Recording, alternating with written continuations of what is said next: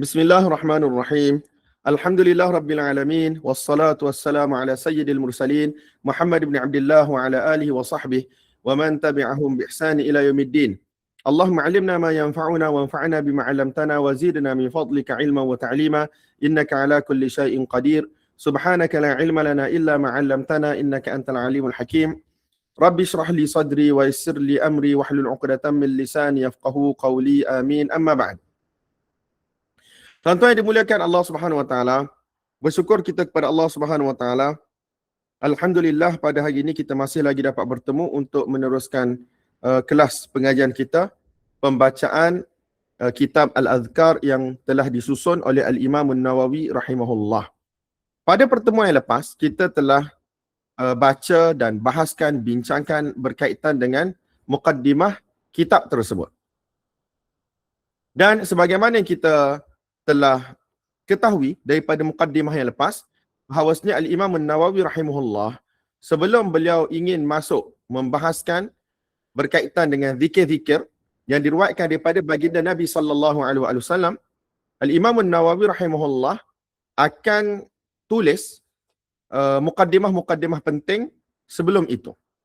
Dan di skrin tuan-tuan ada satu fasal, ada satu bab, ada satu chapter berkaitan dengan ikhlas kepada Allah Subhanahu Wa Taala dan niat yang baik apabila melakukan semua amalan, sama ada amalan yang zahir ataupun amalan yang tersembunyi, iaitu amalan batin.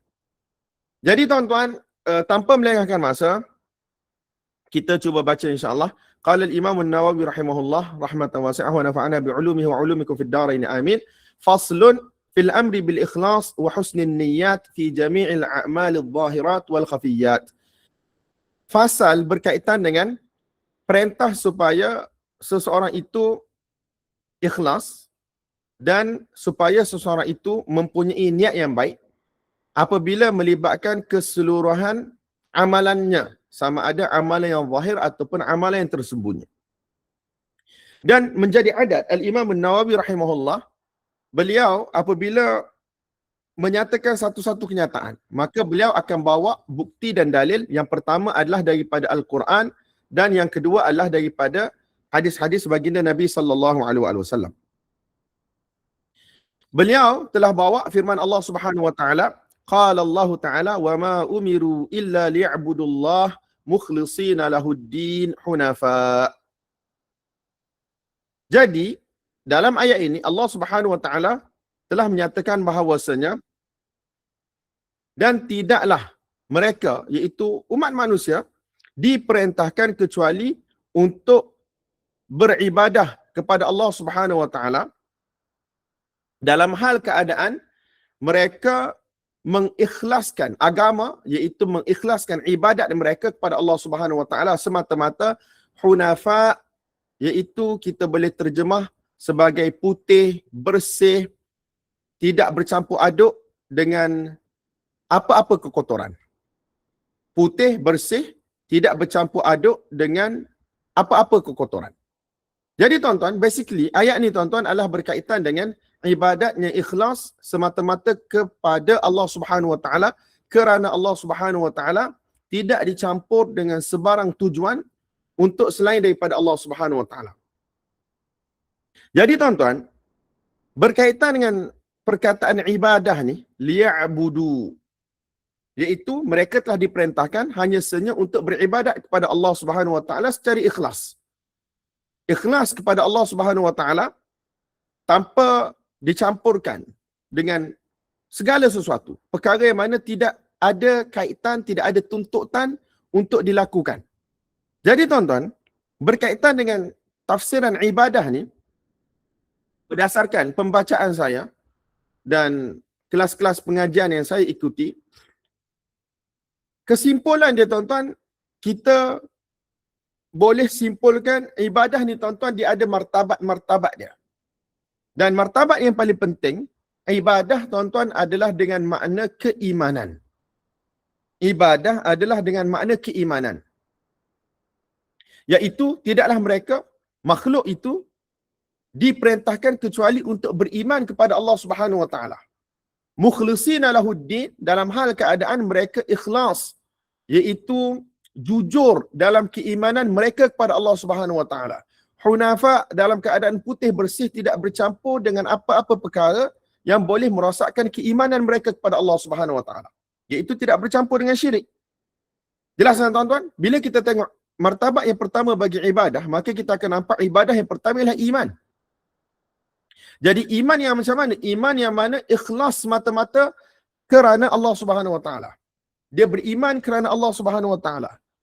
Dia jujur dengan Allah Subhanahu Wa Taala. Dan iman dia tidak bercampur aduk dengan perkara yang mana boleh merosakkan iman dia, seperti syirik pada Allah Subhanahu Wa Taala. Jadi tuan-tuan, kalau kita tengok dalam kehidupan manusia ni ada yang Islam ataupun mukmin yang betul-betul beriman, kemudian ada yang kafir, musyrik yang betul-betul kafir dan juga musyrik, kemudian ada orang yang mana luaran dia tidak sama dengan dalaman dia. Orang yang mana luaran dia kata Islam, tetapi dalamannya dia menyembunyikan kekufuran, kesyirikan. Ini ialah golongan yang disebut sebagai golongan munafik. Jelas kan tuan-tuan? Jadi golongan munafik dari sudut zahir dia nampak macam orang Islam, macam orang beriman, tetapi di dalamnya adanya kesyirikan dan kekufuran kepada Allah Subhanahu Wa Taala. Maksudnya dia tidak betul-betul ikhlas kepada Allah Subhanahu Wa Taala. Dia tidak betul-betul jujur dengan Allah Subhanahu Wa Taala. Dan dia juga tidak hunafa, iaitu bukanlah orang yang mana putih bersih keimanannya kepada Allah Subhanahu Wa Taala, tetapi keimanannya bercampur bau dengan perkara-perkara yang mana tidak diredai oleh Allah Subhanahu Wa Taala. Jelas kan tuan-tuan? So yang pertama ialah liya'budullah mukhlishina lahuddin hunafa. Mereka ni telah diperintahkan untuk beriman kepada Allah Subhanahu Wa Taala secara jujur dalam imannya kepada Allah Subhanahu Wa Taala, putih bersih, tidak bercampur dengan sebarang perkara yang mana boleh merosakkan iman tersebut, seperti syirik. Jadi tuan-tuan, ini merupakan martabat ibadah yang pertama. Sebab tu iman adalah ibadah. Iman adalah ibadah. Dan tuan-tuan, beriman kepada Allah Subhanahu Wa Taala, sebagaimana kita semua tahu, beriman dengan sifat rububiyah Allah Subhanahu Wa Taala, iaitu Allah Subhanahu Wa Taala ni adalah satu-satunya Tuhan yang layak disembah, satu-satunya Tuhan yang betul-betul layak jadi Tuhan, yang berkuasa ke atas segala ciptaan makhluknya, yang tidak ada dua baginya, Tuhan yang mana tidak ada sekutu baginya. Ini semua tuan-tuan adalah beriman dengan orang kata sifat rububiyah Allah Subhanahu Wa Taala. Allah Subhanahu Wa Taala sebagai Rabb, Allah Subhanahu Wa Taala sebagai pencipta, Allah Subhanahu Wa Taala sebagai pemelihara, Allah Subhanahu Wa Taala sebagai pentadbir, Allah Subhanahu Wa Taala sebagai pemberi rezeki, Allah Subhanahu Wa Taala sebagai zat yang mana menghidup dan mematikan. Allah Subhanahu Wa Taala satu zat yang mana memiliki kekuasaan yang mutlak. Apa yang Allah Subhanahu Wa Taala kehendaki, maka dia akan berlaku, dan apa yang Allah Subhanahu Wa Taala tidak kehendaki, maka dia tidak akan berlaku. Dan tidak ada satu orang pun yang mana boleh lawan ataupun bantah keputusan Allah Subhanahu Wa Taala. Ini semua tuan-tuan adalah berkaitan dengan apa? Berkaitan dengan rububiyah Allah Subhanahu Wa Taala. Yang orang duk sebut sebagai tauhid rububiyah tu kan. Jadi tuan-tuan, inilah isi kandungan dia. Jadi kalau tuan-tuan baca dalam Quran daripada awal sampai akhir, tuan-tuan akan jumpa pelbagai ayat Allah Subhanahu Wa Taala sedang cerita kepada kita melalui ayat-ayat suci tersebut akan sifat rububiyah Allah Subhanahu Wa Taala. Sifat Rabb yang tidak ada pada makhluk. Jelas kan tuan-tuan? Itu yang pertama. Kemudian iman yang seterusnya tuan-tuan, yang orang sebut sebagai tauhid uluhiyah. Tauhid uluhiyah ni tuan-tuan, sebenarnya dia pergi kepada martabat yang kedua. Iaitu martabat ibadat apabila melibatkan amalan anggota badan.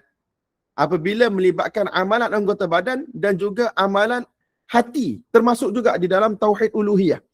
Yang pertama tadi tuan-tuan, bila kita sebut berkaitan dengan tauhid rububiyah ni tuan-tuan, termasuk di dalamnya ialah keimanan kita kepada asma' dan juga sifat Allah Subhanahu Wa Taala. Kita beriman Allah Subhanahu Wa Taala mempunyai nama-nama yang baik, dan Allah Subhanahu Wa Taala mempunyai sifat-sifat yang sempurna.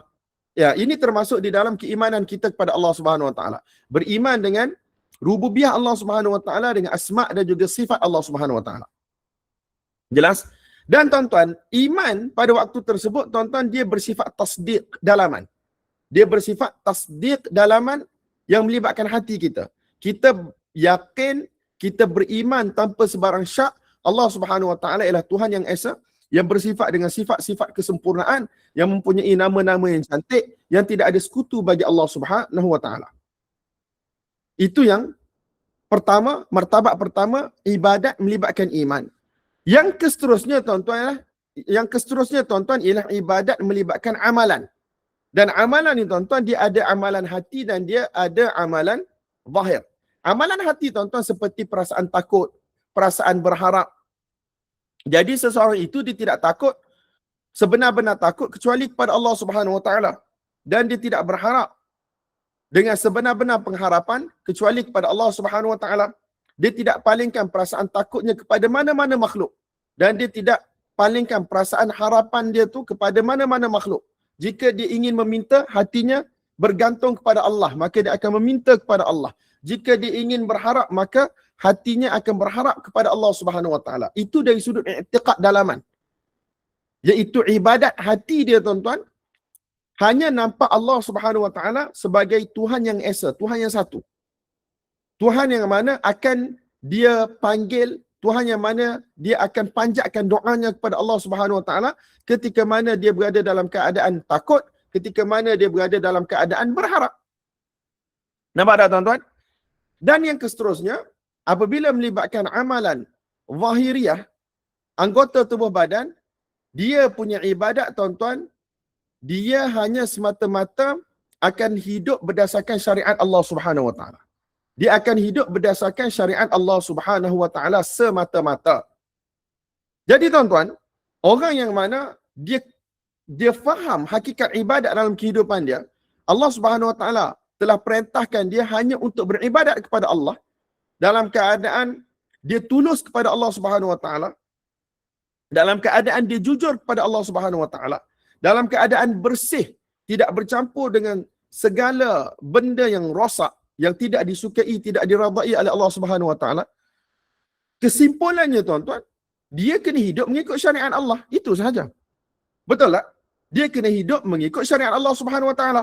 Sama ada melibatkan hubungannya dengan Allah melalui amalan-amalan ibadat yang mana bersifat khusus, seperti taharah, bersuci, seperti salat, seperti puasa, seperti haji umrah, seperti doa dan seumpamanya. Dan dia juga akan hidup sebagaimana dikehendaki oleh Allah Subhanahu Wa Taala apabila melibatkan hubungan dia dengan manusia yang lain. Apabila melibatkan hubungannya dengan manusia yang lain. Bermula daripada hubungannya di dalam keluarga, sama ada dengan isteri, sama ada dengan anak, sama ada dengan suami, sama ada dengan ibu ayah. Kemudian hubungannya dalam masyarakat dengan jiran. Kemudian dia bawa kita kepada hubungan sesama masyarakat, kemudian sesama pemerintah dan juga rakyat yang biasa. Tuan-tuan, kemudian bawa kita kepada hubungan antara negara, melibatkan orang Islam, bukan orang Islam. Ini semua tuan-tuan, dia mestilah berjalan di atas apa? Di atas syariat Allah Subhanahu Wa Taala. Maka tuan-tuan, akan termasuk di dalam ni ialah hukum bernegara. Akan termasuk di dalam ni ialah hukum bagaimana orang kata hukum qada, hukum berkaitan dengan mahkamah, hukum berkaitan dengan jinayat, hukum berkaitan dengan pengurusan negara, ekonomi dan seumpamanya. Semuanya tuan-tuan tidak boleh tidak, dia mestilah mengikuti syariat Allah Subhanahu Wa Taala. Jelas? Sebab berlaku kesilapan dalam kalangan kita, mereka faham ibadat ni tuan-tuan hanya ibadat yang mana bersifat khusus. Taharah, puasa, solat, haji umrah. Selain daripada itu, mereka tidak faham bahawasanya kehidupan mereka ni sepanjang 24 jam, satu hari, satu malam tuan-tuan, selagi mana hidup, cukup syarat sebagai satu orang mukallaf, menjadi kewajipan untuk mereka hidup dengan syariat Allah Subhanahu Wa Taala, dan itu adalah ibadah yang Allah Subhanahu Wa Taala tuntut daripada kita apabila melibatkan tubuh badan kita, anggota badan kita. Jelas tuan-tuan? Mukhlishina lahuddin, ikhlas, jujur, benar dengan Allah Subhanahu wa taala dalam mengikuti syariat Allah. Hunafa, dalam keadaan putih bersih, tidak bercampur dengan hukum-hukum selain daripada Allah Subhanahu wa taala. Berapa banyak tempat Allah Subhanahu wa taala sebut dalam Quran, inil hukmu illa lillah. Sesungguhnya hukum itu hanya senya adalah milik Allah Subhanahu wa taala.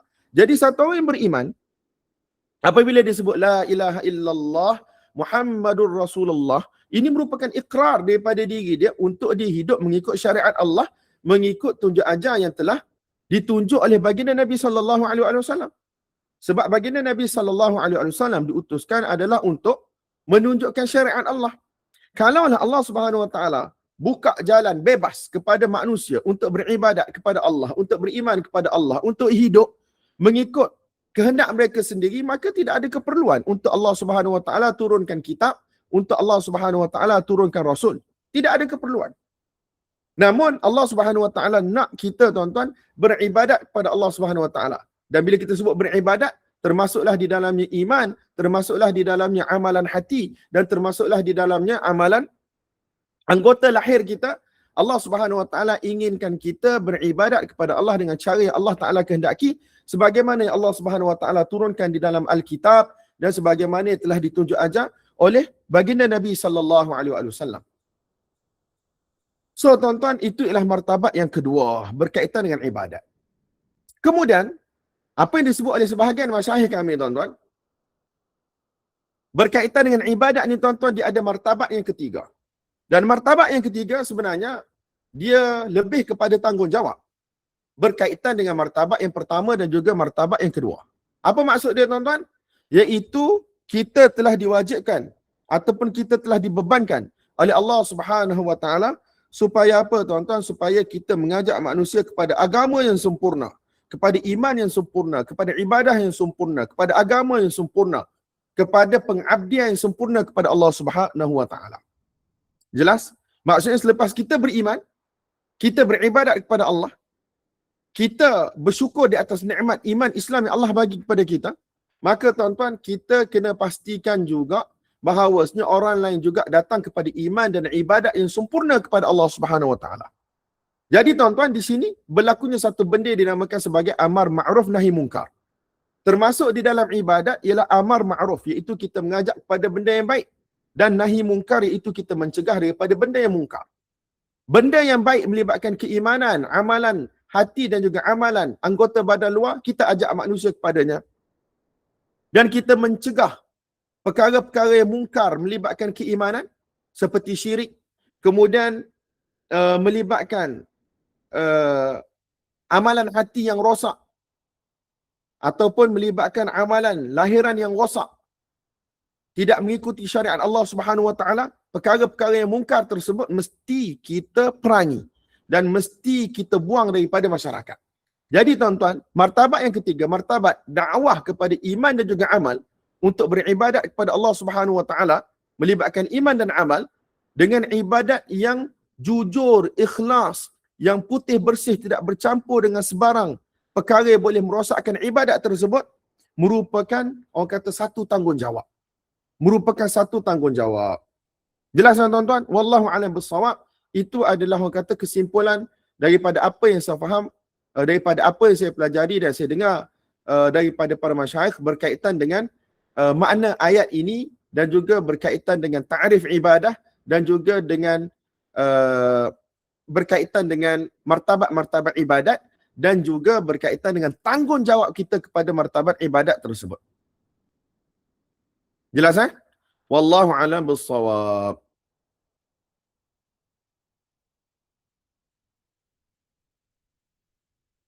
Tamam. Kemudian Al-Imam An-Nawawi rahimahullah membawakan ayat Al-Quran yang kedua. Al-Imam An-Nawawi rahimahullah membawakan ayat Al-Quran yang kedua. Wa qala Allah Ta'ala lan yanala Allah luhumuha wala dima'uha walakin yanaluhu at-taqwa minkum. Allah Subhanahu wa taala berfirman berkaitan dengan ibadat korban. Jadi tuan-tuan, ibadat korban ni tuan-tuan, dia boleh ada dua. Yang pertama sekali ialah dari sudut niat dalaman dia tu. Dia buat tu kerana apa? Kerana Allah ataupun kerana selain daripada Allah. Allah Subhanahu wa taala bagi tahu tidak akan sekali-kali sampai kepada Allah daging-daging binatang korban. dan tidak juga akan sampai daging-daging, tidak juga akan sampai darah-darah binatang korban tersebut. Sebab Allah Subhanahu Wa Taala tidak berhajat kepada daging-daging tersebut. Dan Allah Subhanahu Wa Taala tidak berhajat kepada darah-darah tersebut.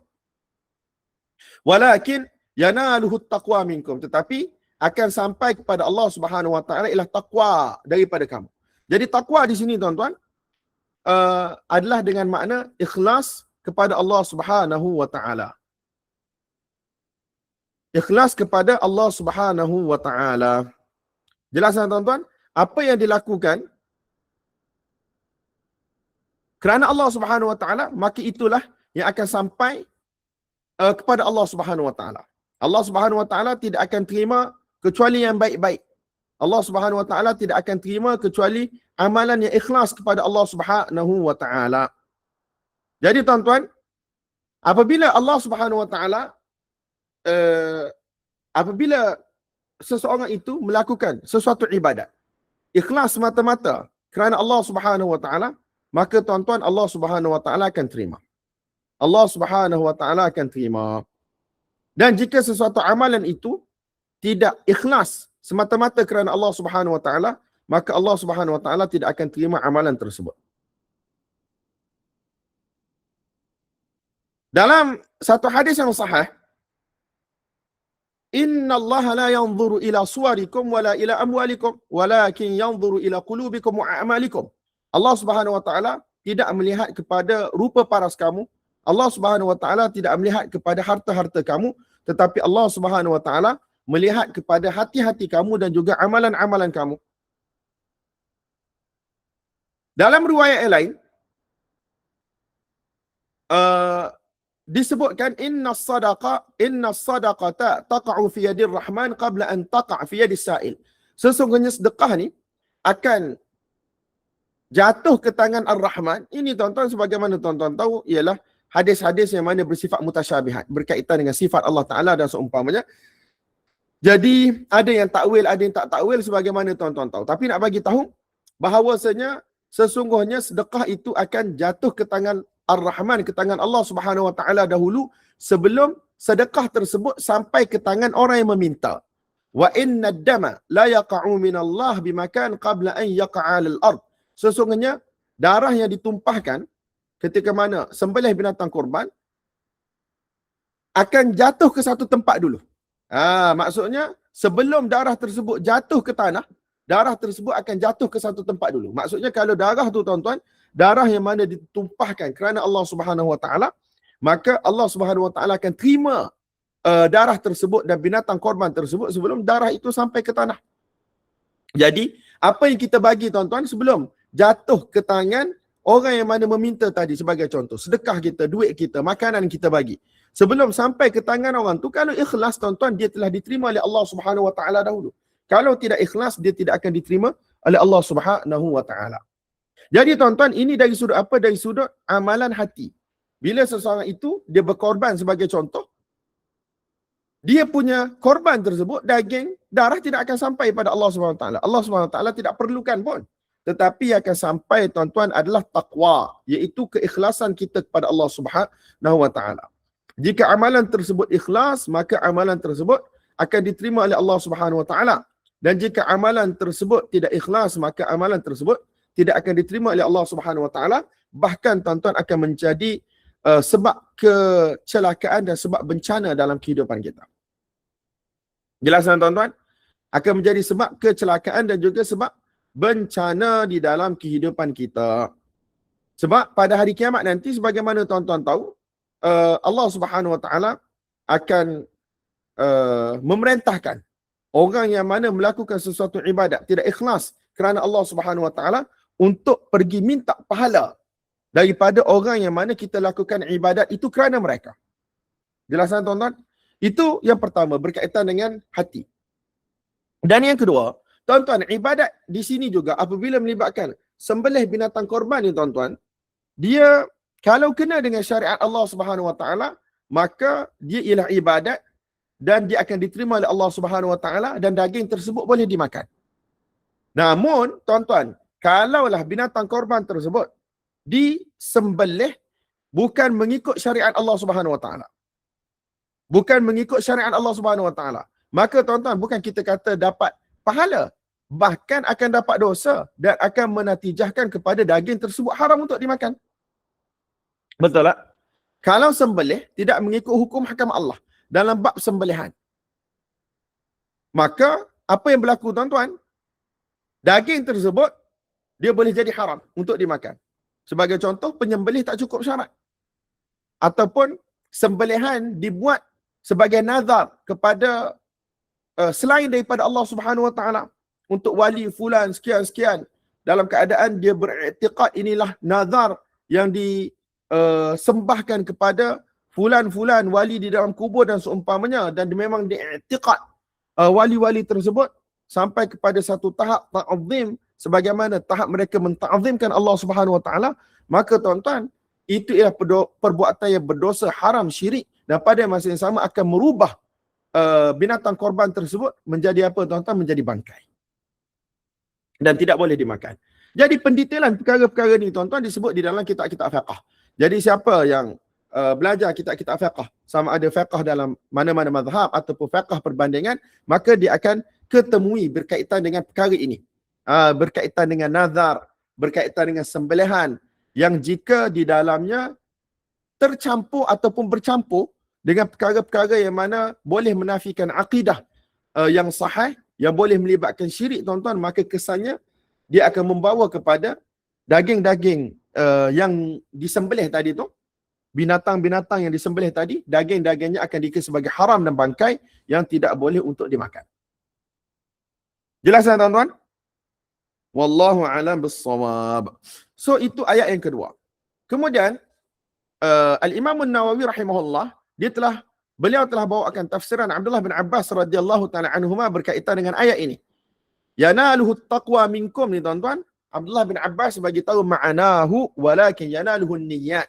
Tetapi yang akan sampai kepada Allah Subhanahu Wa Taala ialah niat-niat. Iaitu niat-niat yang baik, niat-niat yang suci, kerana niat yang suci, tulus, ikhlas kerana Allah Subhanahu Wa Taala. Kemudian Al-Imam An-Nawawi rahimahullah, beliau telah bawa hadis yang masyhur, iaitu hadis innamal a'malu binniyat. Cuma kali ni tuan-tuan, Al-Imam An-Nawawi rahimahullah bawa sanad lengkap bagi hadis tersebut, bermula daripada diri beliau sendiri sampailah kepada baginda Nabi sallallahu alaihi wasallam.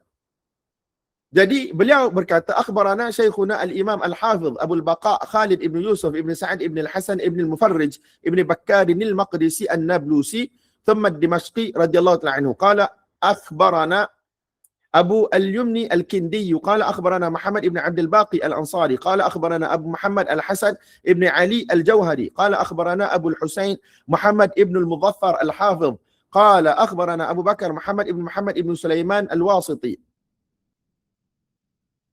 قال حدثنا أبو نعيم عبيد بن هشام الحلبي قال حدثنا ابن المبارك عن يحيى ابن سعيد هو الأنصاري عن محمد ابن إبراهيم التيمي عن علقمة ابن وقاص الليثي عن عمر بن الخطاب رضي الله تعالى عنه أنه قال قال رسول الله صلى الله عليه وآله وسلم إنما الأعمال بالنيات وإنما لكل امرئ ما نوى فمن كانت هجرته إلى الله ورسوله فهجرته إلى الله ورسوله ومن كانت هجرته إلى دنيا يصيبها أو امرأة ينكحها فهجرته إلى ما هاجر إليه. Tuan-tuan, hadis ni hadis yang masyhur, ada dalam Sahih Bukhari. Namun Al-Imam An-Nawawi rahimahullah, kali ini tuan-tuan, beliau tidak melalui sanad ataupun tidak melalui Al-Imam Al-Bukhari rahimahullah. Kalau tuan-tuan tengok hadis ni tuan-tuan, dia punya madar, dia punya paksi ialah pada Yahya bin Sa'id Al-Ansari. Yahya bin Sa'id Al-Ansari. Di sini dia punya madar paksi. Kemudian daripada Yahya bin Sa'id Al-Ansari ni tuan-tuan, ramai para ulama meriwayatkan hadis ini. Hadis ni kali pertama dalam Sahih Bukhari, tuan-tuan, Imam Bukhari riwayatkan melalui jalur anak murid Yahya bin Sa'id Al-Ansari yang bernama Sufyan ibn Uyainah.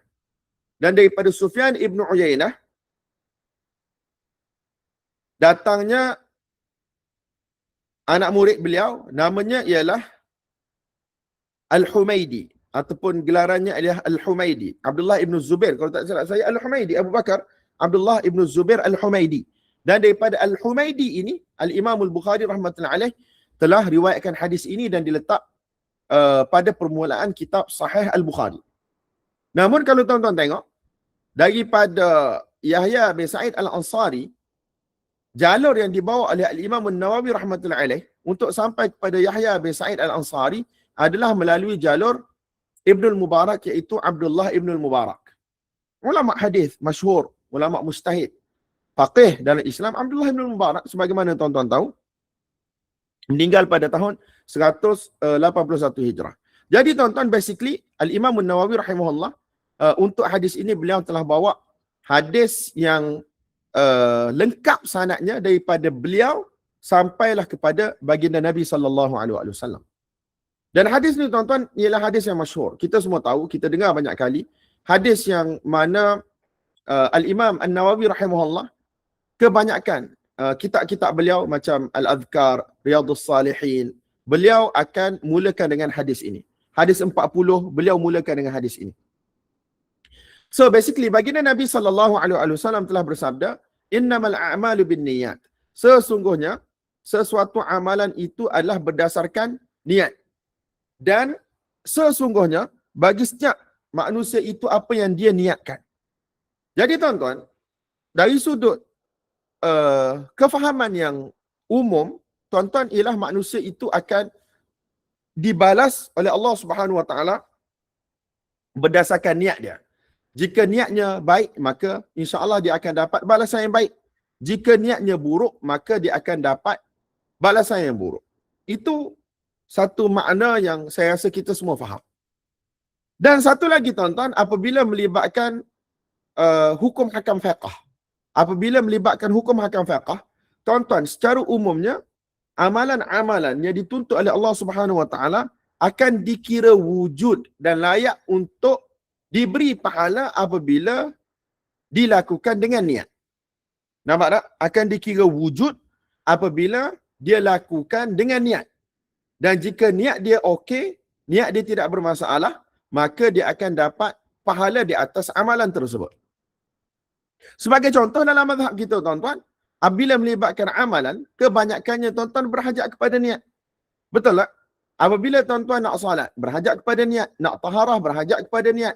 Nak puasa, berhajat kepada niat. Nak tunaikan zakat, berhajat kepada niat. Untuk menunaikan haji umrah, berhajat kepada niat. Benda-benda yang mana melibatkan taqarrub, mendekatkan diri kepada Allah Subhanahu Wa Taala, tuan-tuan, dia berhajat kepada niat. Betul tak?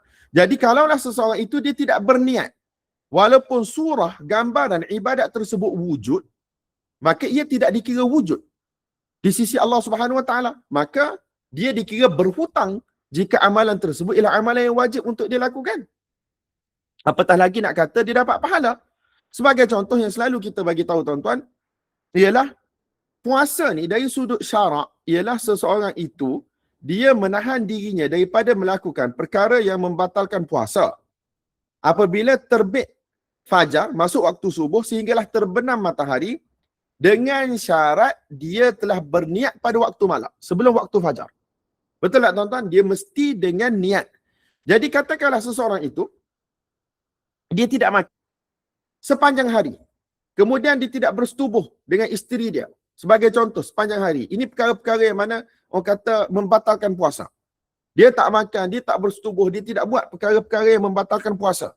Jadi tuan-tuan, apa yang berlaku? Dia tidak makan, dia tidak bersetubuh, dia tak buat perkara yang membatalkan puasa. Tetapi dia tidak niat pada waktu malam. Tak kira lah, dia niat setiap waktu malam ke, dia niat sebulan ke, itu cerita lain lah. Khilaf dalam permasalahan fiqh antara mazhab-mazhab. Tetapi kita ambil pendapat yang mu'tamad dalam mazhab Asy-Syafi'i rahimahullah, dia kena niat pada setiap waktu malam. Jadi kalau dia tidak niat, walaupun dia tidak makan minum, tidak bersetubuh, tidak melakukan perkara yang mana membatalkan puasa, tuan-tuan, apa yang berlaku? Dia tidak dikira sebagai berpuasa pada pandangan Allah Subhanahu Wa Taala.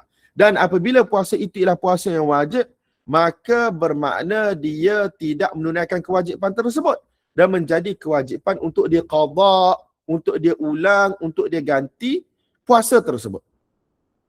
Jelaskan tuan-tuan?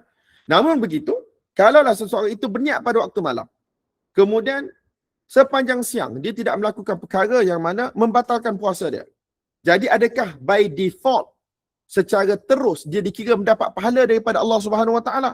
Jawapannya tidak. Dia bergantung kepada apa yang dia niatkan. Sebab tu kata para ulama, frasa yang pertama, bahagian pertama hadis ini, innamal a'malu binniyat, ini menunjukkan kepada pensyariatan niat pada amalan-amalan yang mana wajib kena ada niat. Kalau dia ada niat, barulah amalan itu dikira sebagai telah dilakukan. Dan dia dikira sebagai telah menunaikan perintah. Dan dia telah dikira sebagai tidak berhutang. Namun begitu tuan-tuan, frasa yang kedua ataupun bahagian kedua hadis ini, wa innama likulli imri'in ma nawa, dan sesungguhnya bagi setiap manusia apa yang dia niatkan ialah dari sudut pahala. Kalau dia niatkan kerana Allah untuk dekatkan diri kepada Allah Subhanahu Wa Taala, maka dia akan dapat apa yang dia niatkan. Tetapi kalau dia niat bukan kerana Allah, seperti menunjuk-nunjuk dan seumpamanya, betul dia tidak dituntut untuk qada lagi dari sudut hukum hakam fiqahnya. Dia sudah dikira sebagai menunaikan tanggungjawabnya. Tetapi adakah itu akan diterima oleh Allah Subhanahu Wa Taala, akan dapat pahala? Jawapannya tidak.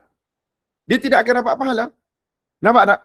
Dan kalau dia melakukan syirik dalam niat dia kepada selain daripada Allah Subhanahu Wa Taala, maka pada hari kiamat nanti tuan-tuan, Allah Subhanahu Wa Taala akan iklankan di depan makhluk-makhluknya, aku ni tidak berhajat kepada sebarang sekutu.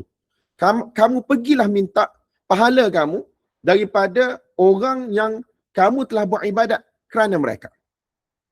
Dan tuan-tuan, berkaitan dengan isu buat kerana Allah bukan kerana Allah ni tuan-tuan, hadis yang mana kita semua tahu, iaitu berkaitan dengan 3 orang manusia yang mana akan dihumbankan ke dalam neraka Allah Subhanahu Wa Taala, dan mereka ni orang yang mana melakukan amalan yang besar-besar dalam kehidupan dunia, berjihad di jalan Allah, korbankan harta benda di jalan Allah, mengajar ilmu pengetahuan. Bila Allah Subhanahu Wa Taala tanya mereka pada hari kiamat, semua jawab, aku lakukan demi engkau wahai Allah. Orang yang mati syahid pun kata demi Allah, orang yang mana infak korban harta benda pun kata kerana Allah, orang yang kata aku belajar ilmu pengetahuan demi untuk menyebarkan agama pun dia mendakwa dia buat kerana Allah. Tetapi lah sekali Allah Subhanahu Wa Taala kata, kamu semua berdusta, kamu semua menipu, kamu buat bukan kerana aku. Orang yang syahid dia buat kerana untuk dipanggil satu orang yang pemberani, satu orang pahlawan, satu orang yang perkasa. Orang yang mana belajarkan harta di jalan Allah Subhanahu Wa Taala, dia kata kerana Allah, tetapi sebenarnya tujuannya adalah supaya orang cakap dia ni satu orang hartawan yang dermawan. Orang yang mana menyebarkan ilmu pengetahuan, menuntut ilmu pengetahuan. Dia kata kerana Allah, tetapi sebenarnya adalah untuk dia dengar pujian-pujian orang. Oh, satu orang yang alim, satu orang yang berilmu pengetahuan, satu orang berpendidikan tinggi dan seumpamanya. Jadi Allah Subhanahu Wa Taala telah perintahkan mereka tuan-tuan untuk diheret muka mereka telangkup ke tanah dan dihumban ke dalam neraka Allah Subhanahu Wa Taala. Semoga Allah Subhanahu Wa Taala selamatkan kita semua tuan-tuan. Amalan yang mereka buat ni tuan-tuan ialah amalan yang besar-besar, bukan amalan kecil. Orang yang berjihad di jalan Allah tuan-tuan sedang bergadai nyawa. Sedang bergadai nyawa. Orang yang mana membelanjakan harta di jalan Allah, itu ialah hasil titik payah dia, titik peluh dia, susah payah dia. Tetapi sanggup dia bagi. Tapi dia bagi bukan kerana Allah. Dia bagi semata-mata kerana inginkan pujian ataupun inginkan laba yang lain daripada sedekah yang dia bagi. Sebagai contoh, kalau dunia hari ni mungkin dia bagi nampak sedikit sedekah untuk dapat projek yang lain dan seumpamanya, wallahu alam. Nampak tak tuan-tuan? Dan begitu juga satu orang yang mana mengajar supaya apa? Supaya dikatakan satu orang alim dan seumpamanya, supaya orang angkat, orang puji dia, dan mungkin akan dapat laba dari sudut keduniaan. Jadi tuan-tuan, ini merupakan amalan-amalan yang besar, tetapi disebabkan oleh niat yang rosak, maka Allah Subhanahu Wa Taala telah campakkan mereka ke dalam neraka Allah Subhanahu Wa Taala. Semoga Allah Subhanahu Wa Taala selamatkan kita semua tuan-tuan. So, ini ialah bahagian yang pertama dan bahagian kedua. So basically bahagian yang pertama tuan-tuan, innamal a'malu binniyat, adalah merujuk kepada amalan yang akan dikira wujud di sisi syarak, iaitu pada amalan-amalan yang berhajat kepada niat. Maka tuan-tuan, dia akan dikira wujud di sisi syarak apabila kita niat. Kalau kita tak niat, dia tidak dikira sebagai wujud. Ada amalan yang tidak berhajat kepada niat. Sebagai contoh, muamalat tuan-tuan, orang kata transaction kita seharian, jual beli, dia tak berhajat pada niat. Jual beli dia berhajat kepada apa? Berhajat kepada ijab dan kabul. Iaitu ada orang jual, ada orang beli dengan syarat-syarat sebagaimana dibahaskan dalam kitab-kitab fiqh lah. Tapi kalau dia berniat dengan jual beli dia untuk dekatkan diri kepada Allah, untuk cari rezeki yang halal, untuk makan makanan yang halal, untuk bagi nafkah kepada kaum keluarga dan seumpamanya, maka tuan-tuan dia akan dapat pahala tu dari sudut apa? Dari sudut niat dia tadi. Namun kalau dia tak ada niat apa-apa, adakah jual beli dia dikira sebagai tidak sah? Adakah dia kena pulangkan balik duit ataupun barang tersebut? Dia kena jual beli balik, hadirkan niat? Jawapannya tidak. Jelas tuan-tuan? Dia ada perkara yang mana berhajat kepada niat, ada perkara yang mana tidak berhajat kepada niat untuk perkara tersebut dikira sah pada pandangan syarak. Jelas Kemudian antara perkara yang lain berkaitan dengan niat dari sudut hukum hakam fiqh ni tuan-tuan, niat ni dia memainkan peranan apabila melibatkan denda, kafarah ataupun hukuman. Denda, kafarah ataupun hukuman. Sebagai contoh, ialah membunuh. Membunuh ni tuan-tuan dalam kitab-kitab fiqh dia ada kategori dia. Membunuh secara sengaja, dalam mazhab kita ada menyerupai sengaja dan ada membunuh yang mana tidak sengaja. Jadi membunuh tidak sengaja, kita ambil contoh, membunuh tidak sengaja tuan-tuan, ialah sebagai contoh orang bagi tahu dia sedang memanah, dia nak panah binatang buruan, tengok-tengok terkena manusia. Jadi dia tidak sengaja membunuh. Dia berdosa ataupun tidak? Jawapannya tidak. Dan adakah pada waktu tersebut dia boleh untuk dihukum bunuh? Bunuh sebalas bunuh. Bunuh balas bunuh? Jawapannya tidak. Nampak tak tuan-tuan? Sebab dia tidak sengaja. Namun adakah bermakna dia bebas daripada sebarang hukuman ataupun bebas daripada sebarang denda? Jawapannya tidak. Dia tidak bebas daripada denda secara 100% ataupun hukuman secara 100%. Nampak tak? Kalau dimaafkan oleh orang kata keluarga si mati, tak perlu bayar apa-apa, okey, tak ada masalah. Kalau tak, dia kena bayar diat yang kita sebut sebagai blood money. Dan dalam Quran Allah Ta'ala sebut berkaitan dengan kena puasa sebanyak 2 bulan secara berturut-turut. Jadi tuan-tuan, dia ada hukum hakam dia. Nampak tak? Kadang-kadang satu benda tu dia melibatkan dosa ataupun tidak. Dan satu lagi, walaupun dia tak berdosa, tak bermakna dia ni tuan-tuan bebas daripada tuntutan disebabkan oleh perbuatan yang dilakukan secara tidak sengaja tadi. Sebagai contoh, tuan-tuan terlanggar lembu orang ataupun tuan-tuan terpecahkan barang orang dari sudut berdosa, memang tak berdosa, tak sengaja. Tetapi adakah bermakna tuan-tuan bebas sedemikian rupa, tak perlu minta maaf, tak perlu bayar ganti rugi? Jawapannya adalah tidak. Jelasan tuan-tuan? Maksudnya, tuan-tuan tidak bebas daripada hukuman ataupun tuntutan kecuali jika tuan-tuan dimaafkan. Dari sudut berdosa memang tak berdosa. Wallahu a'lam bissawab. Jelas So itu ialah orang kata isi kandungan hadis ni bahagian pertama dan bahagian kedua. Kemudian selepas tu tuan-tuan, satu perkara yang ma'ruf yang kita tahu, faman kanat hijratuhu ila Allah wa rasulih, siapa yang mana berhijrah kerana Allah Subhanahu wa taala dan kerana rasulnya, fa hijratuhu ila Allah wa rasulih, maka dia punya hijrah akan dapat Allah dan juga akan dapat rasulnya. Maksudnya hijrahnya akan diterima, akan dapat pahala. Dan siapa yang mana hijrahnya kerana dunia yang dia ingin perolehi ataupun wanita yang mana dia ingin nikahi, maka hijrahnya adalah dia akan dapat apa yang mana dia niatkan, maka dia tidak akan dapat pahala sebagaimana yang sepatutnya. Itu orang kata tuan-tuan, satu perkara yang kita orang kata jelas, maklum, clear dan kita telah dengar banyak kali. Wallahu a'lam bissawab. Kata al-Imam An-Nawawi rahimahullah, hadza hadithun sahihun muttafaqun ala sihhatih. Ini ialah satu hadis yang sahih yang disepakati bahawasanya dia adalah hadis yang sahih. Mujma'un ala 'idhami mawqi'ihi wa jalalatihi, dan telah disepakati bahawasanya hadis ini mempunyai kedudukan yang besar, kedudukan yang tinggi, kedudukan yang penting dalam Islam.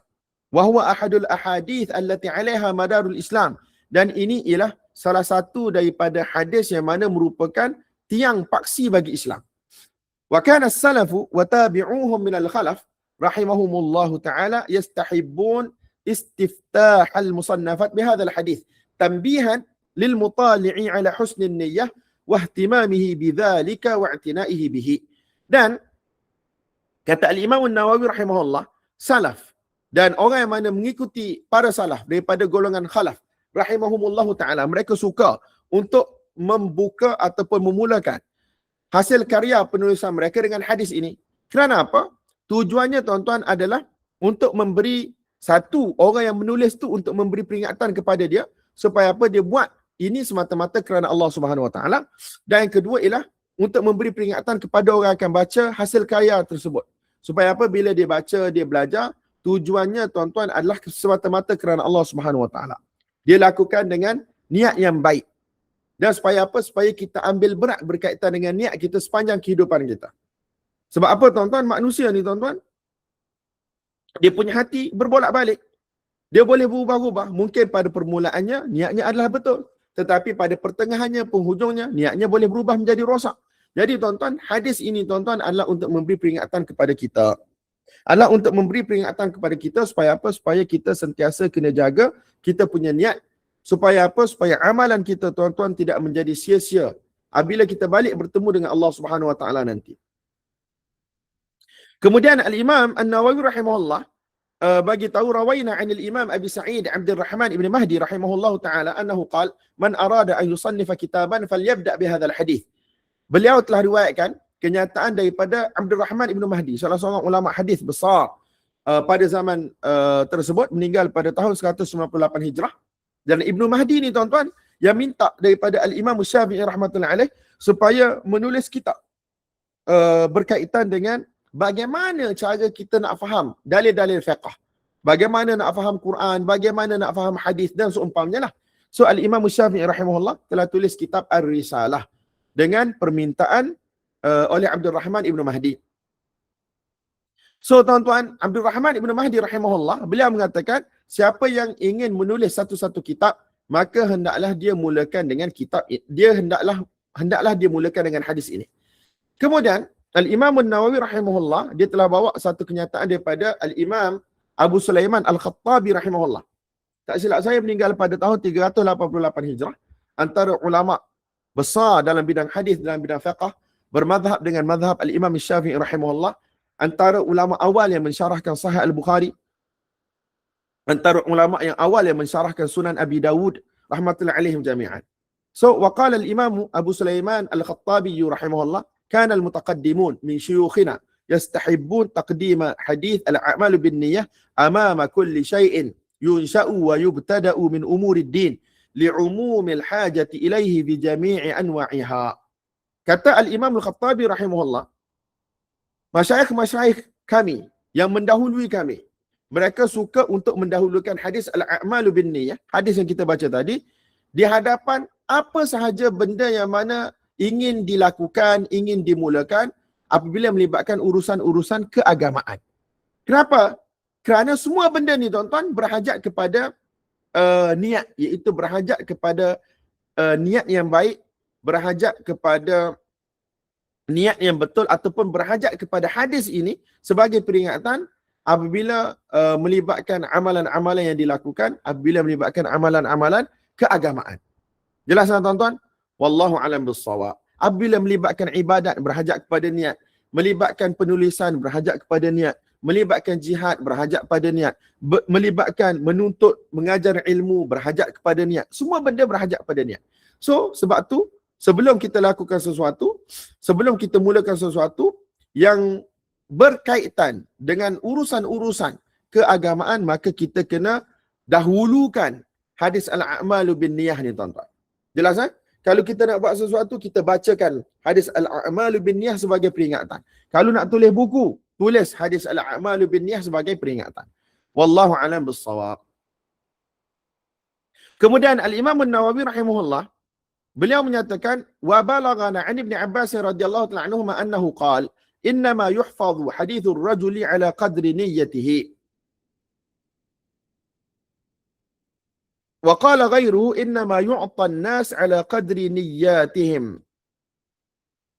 Jadi tuan-tuan, Imam Nawawi rahmatullahi alaih bagi tahu bahawasanya telah sampai kepada kami daripada Abdullah bin Abbas radhiyallahu ta'ala anhuma bahawasanya beliau berkata, sesungguhnya ucapan ataupun kenyataan seseorang manusia itu akan dipelihara berdasarkan kadar niat dia. Basically tuan-tuan, apa yang manusia buat tuan-tuan adalah berdasarkan niat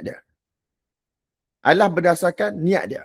Kalau melibatkan bidang hadis ni tuan-tuan, kalau seseorang itu dia ada niat yang bagus, maka dia punya ilmu pengetahuan terutama yang melibatkan hadis ni tuan-tuan akan dipelihara oleh Allah Subhanahu Wa Taala. Tetapi kalau niatnya rosak tuan-tuan, maka hadisnya akan dilupakan.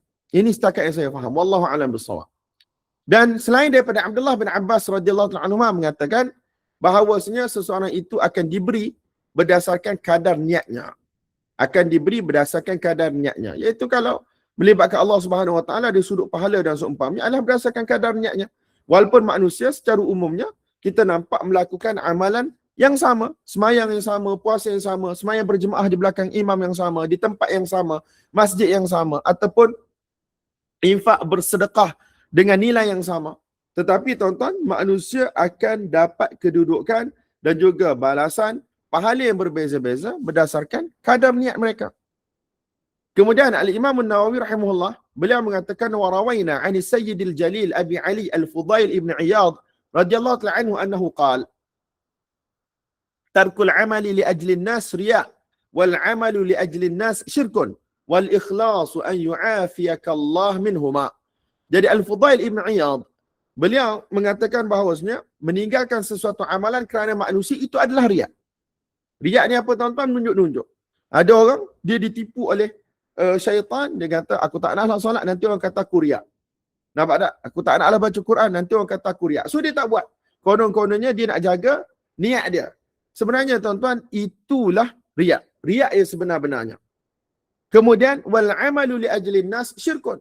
Kalau kita lakukan sesuatu amalan kerana manusia, maka itulah syirik. Nampak tak tuan-tuan?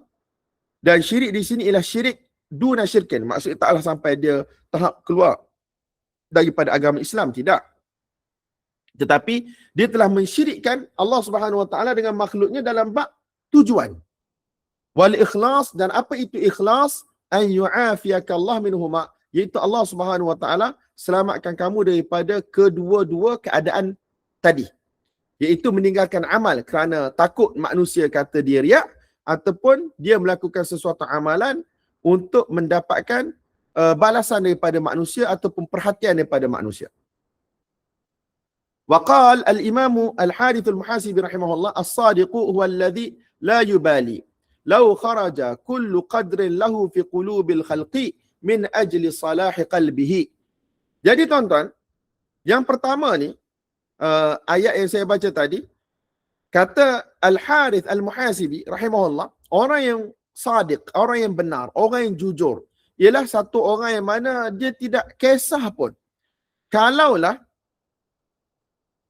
dia punya kedudukan semuanya hilang dalam hati manusia. Nampak tak?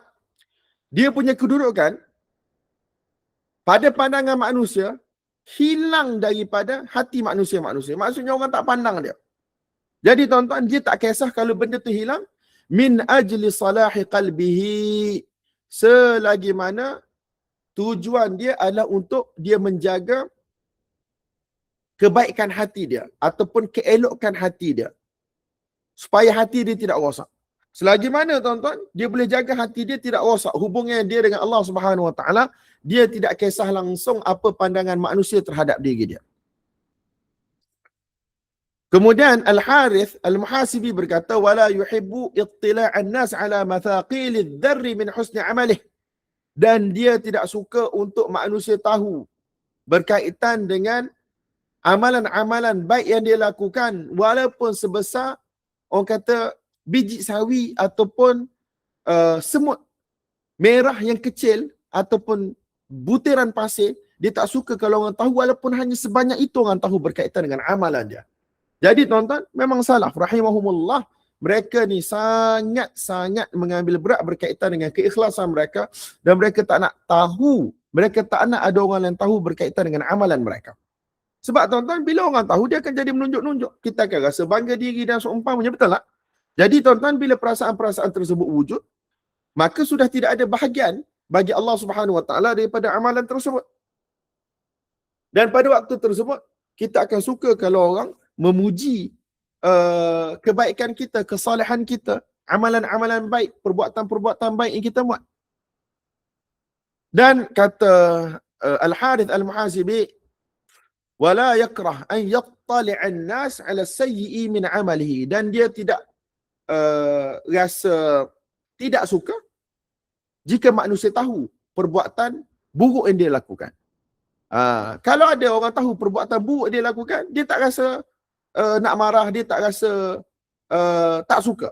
Tetapi dia sepatutnya dia rasa malulah dengan Allah Subhanahu Wa Taala. Kalau dia punya kesilapan tu diketahui oleh manusia, itu memang tak boleh tidak, tuan-tuan. Dia mesti kena malu dengan dosa dia buat. Tetapi dia sekarang, dia kalau orang tahu, dia tak adalah rasa macam nak marah ke apa, tetapi dia akan muhasabah diri dia balik. Ini merupakan satu peringatan daripada Allah. Allah SWT hantar mereka ni untuk islah diri. Maksudnya kalau orang tahu kita ada perangai yang buruk, ada amalan yang buruk, jadi bila orang tahu, kita sepatutnya berterima kasih, bersyukur kepada Allah Subhanahu Wa Taala, sebab itu ialah satu peringatan untuk diri kita. Untuk apa? Untuk kita baiki kehidupan kita. Jelas tuan-tuan? Wallahu a'lam bissawab. Kemudian Al-Imam An-Nawawi rahimahullah, beliau telah bawa satu nukilan daripada Hudzaifah Al-Mar'ashi rahimahullah. Wa an Hudzaifah Al-Mar'ashi rahimahullah annahu qala al-ikhlas an tastawiya af'alul 'abdi fi adh-dhahir wal batin. Beliau mengatakan ikhlas itu ialah sama sahaja perbuatan seseorang hamba itu pada zahir dan juga batinnya. Dalaman dia, luaran dia sama sahaja. Maksudnya semata-mata kerana Allah Subhanahu Wa Taala. Dia tidak sama orang yang mana ada riak, orang yang mana ada syirik.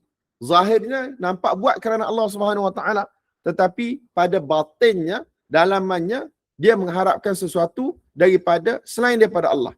Mengharapkan duit, mengharapkan harta benda, mengharapkan pujian dan seumpamanya. Jadi orang ikhlas ni tuan-tuan, zahir dia dengan batin dia sama sahaja. Wallahu a'lam bissawab.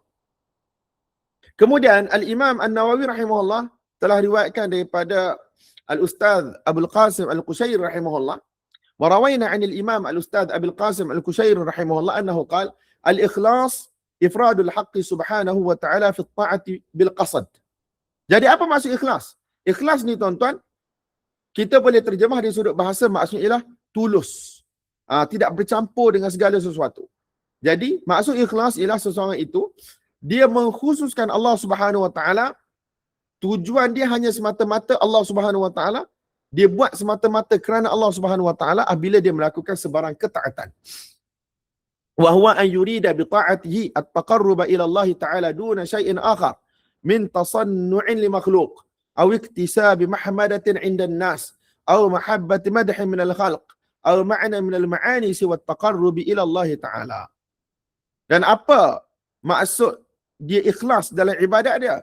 Iaitu apabila dia melakukan dia punya ketaatan, tujuannya adalah untuk dia mendekatkan dirinya kepada Allah Subhanahu Wa Taala, untuk dapatkan kecintaan Allah, untuk dapatkan redha daripada Allah Subhanahu Wa Taala. Tidak ada tujuan yang lain. Seperti tasannu'in li makhluk, buat-buat baik di depan makhluk. Aw iktisabi mahmadatin 'inda an-nas, ataupun inginkan pujian di sisi manusia.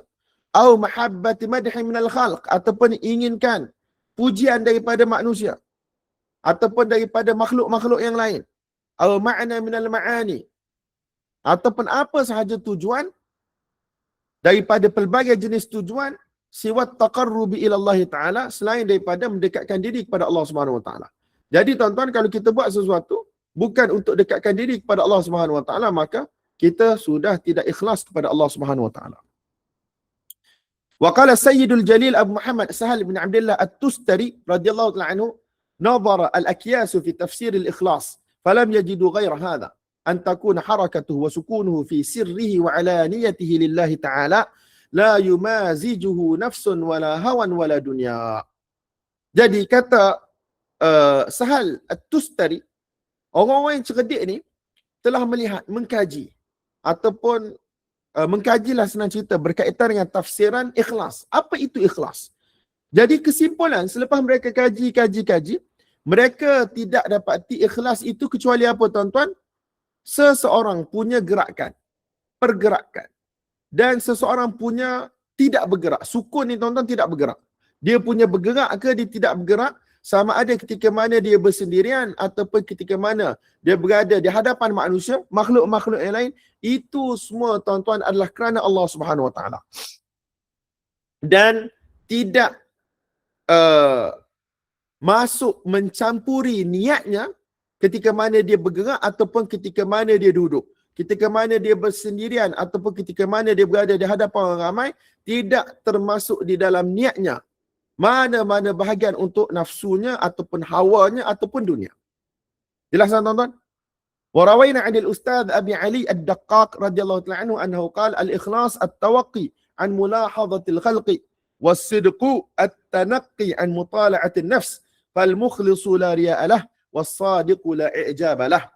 Jadi tuan-tuan, Al-Ustaz Abu Ali Ad-Daqqaq radhiyallahu ta'ala anhu berkata, ikhlas ni apa takrif ikhlas? Dia kata at-tawaqqi an mulahadhatil khalqi, iaitu kita jaga diri kita daripada kita ambil berat berkaitan dengan pandangan manusia, daripada pandangan makhluk. Nampak tak? Kita nak semayang dengan elok kerana Allah, bukan sebab ada orang maka kita semayang dengan elok. Tetapi bila tak ada orang, kita macam patuk, ayam patuk makanan. Nampak tak? Jadi tuan-tuan, kita ni seolah-olah manusia yang lain tidak wujud di sekeliling kita bila kita beribadat kepada Allah Subhanahu Wa Taala. Sebab ada orang tuan-tuan, dan ramai orang tu ialah kita pun. Nampak tak? Bila depan orang kita buat elok-elok. Tapi bila belakang orang, kita yang paling tak elok sekali.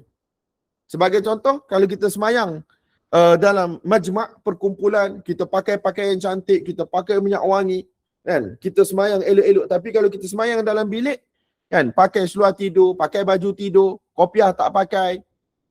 Nampak tak? Sebagai contoh, minyak wangi tak tahu ke mana, gigi mungkin dia tak berus.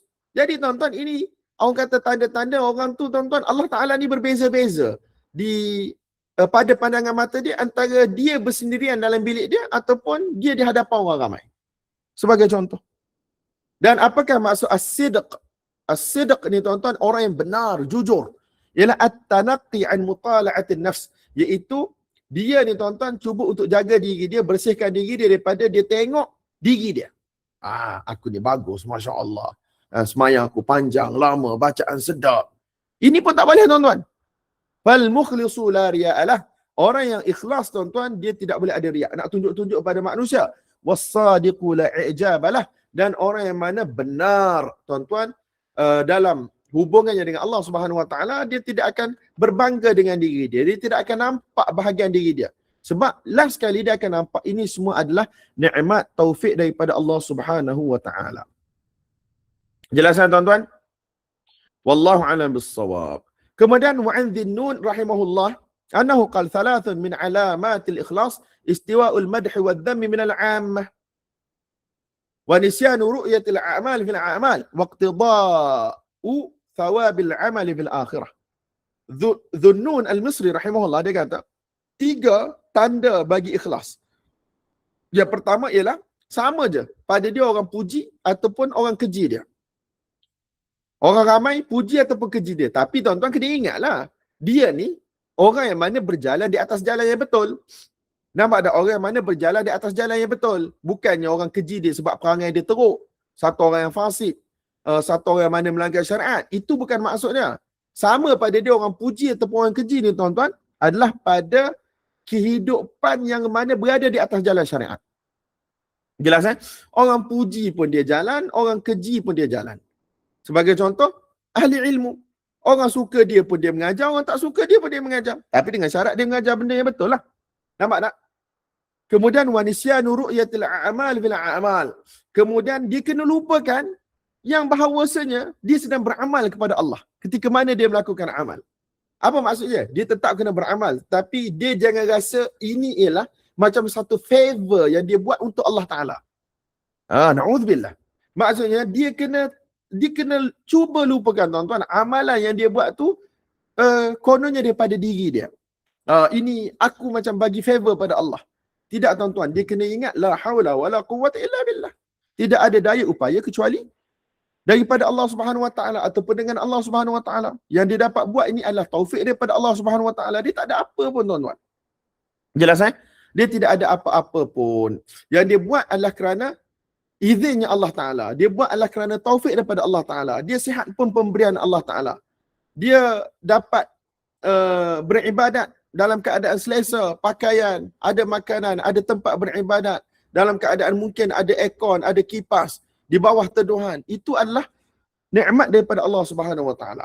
So, tidaklah dia bila beramal macam kata, oh, ya Allah, malam ni aku semayang banyak ni. Na'udzubillah. Na'udzubillah. Nampak tak tuan-tuan? So, dia kena lupakan benda tu. Bahkan dia kena hadirkan tuan-tuan bahawasanya amalan dia penuh dengan kekurangan. Amalan dia penuh dengan kerosakan. Bahkan dia kena istighfar kepada Allah di atas kekurangan-kekurangan amalan yang dia lakukan. Jelas Waqtida'u thawabil amali fil akhirah. Dan dia berharapkan pahala daripada amalannya di alam akhirat nanti. Bukan untuk dia dapat di dunia ini. Wallahu alam bissawab.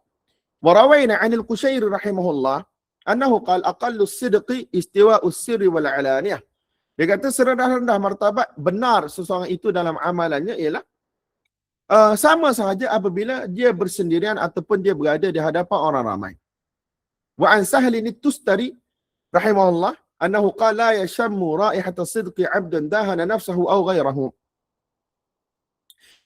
Sahal at-Tustari rahimahullah mengata orang yang mana dia menipu dirinya ataupun menipu orang lain, dia tidak akan sekali-kali mencium bau kebenaran.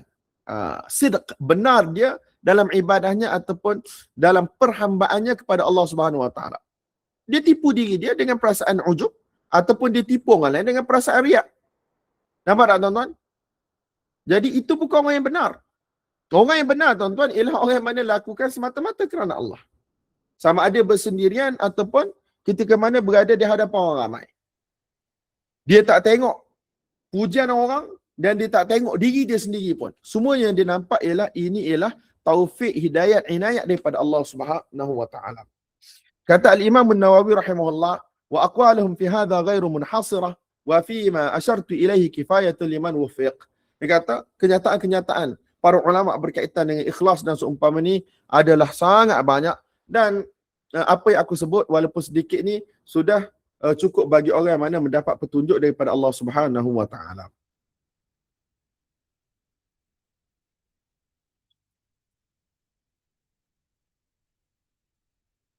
Tuan-tuan, saya rasa kita kena berhenti di sini dahulu sebab kita akan masuk kepada bab yang baru, dan panjang umur kita akan sambung lagi pada pertemuan yang akan datang. Yang paling penting tuan-tuan hari ini adalah berkaitan dengan apa? Berkaitan dengan kepentingan ikhlas, kepentingan niat yang baik, kepentingan untuk kita melakukan sesuatu tu semata-mata kerana Allah, bukan untuk dapatkan habuan selain daripada Allah Subhanahu Wa Taala, bukan untuk dapatkan habuan selain daripada mendekatkan diri daripada Allah Subhanahu Wa Taala, bukan untuk dapatkan habuan selain pahala daripada Allah Subhanahu Wa Taala. Wallahu a'lam bis-shawab. نكتفي بهذا القدر وصلى الله وسلم وبارك على سيدنا مولانا محمد وعلى آله وصحبه أجمعين والحمد لله رب العالمين والسلام عليكم ورحمة الله وبركاته.